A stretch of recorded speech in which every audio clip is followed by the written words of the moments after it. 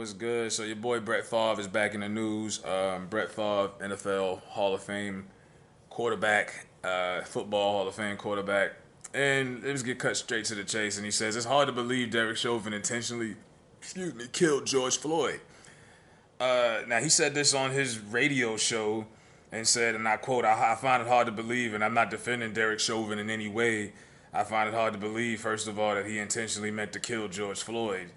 That being said, his actions were uncalled for. I don't care what color the person is on the street. I don't know what led to that video that we saw where his knee was on his neck, but the man had thrown in the towel. And he goes on and says, that being said, there's a lot of things that need to stop. Today's outcome in the Derek Chauvin trial in Indianapolis does not undo the loss of a life. Mr. Floyd should be good. So he basically took a shot and said some insensitive shit and then tried to cover it up at the end. This is the problem when you put politics in sports. And sports was always looked at as an escape from reality. You want to get away from the depressing news. You turn on a football or basketball game or whatever you watch. I was at the gym on a treadmill and I'm watching all the TVs, and when the Derek Chauvin verdict came out, NFL Network stopped breaking news, put on a big round table so that they could discuss the Derek Chauvin verdict. I'm like, what the fuck does that got to do with sports? You turn on NFL Network so you don't have to watch the news or whatever. And NBA on TV, NBA on TNT did the same thing. They had Candace Parker, Shaq, and who else was it, talking about the Dwayne Wade. I'm like, dog, what does this have to do? ESPN stopped everything, had the thing on the ticker. I'm like, this is what's happening because they're bringing politics into sports. And now you're starting to look. You ever hear the term, you don't want to meet your heroes, because then you really don't like, you'll really find out that you don't really like them and you'll be disappointed.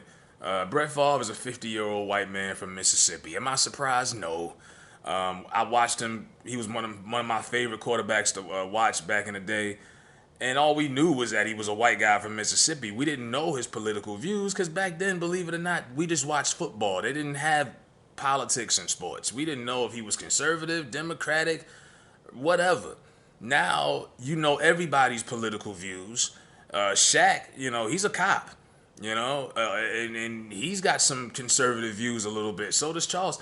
Other than Charles Barkley, you didn't really know most athletes' political viewpoints and what they really thought about certain stuff. Most guys kept it in the box and just stayed on point with the sports. Now you're peeling back all these layers and people are starting to look at their favorite athletes and they're looking at them differently now. Like, man, I used to really fuck with you. I mean, think about how many black Packer fans are looking at Favre like, you motherfucker. All the times they defended you in them Aaron Rodgers Favre debates. And Brett Favre has said a couple of things out of pocket recently. This ain't just he's been on a roll lately. Brett Favre has been saying a lot of wild shit lately. Brett Favre has been on a roll, and he's comfortable in his skin. He letting you know what it is. Y'all want to bring politics into sports? Go ahead, but you're not gonna like what everybody's got to say. And some of your favorite athletes, if you found out what they really thought about you, or how they really felt about this and that, it would probably change how you look at them and if you even want to root for them anymore. So, Brett Favre, loved him as a football player, but as a person, he can eat a dick. And that's all I got to say about that.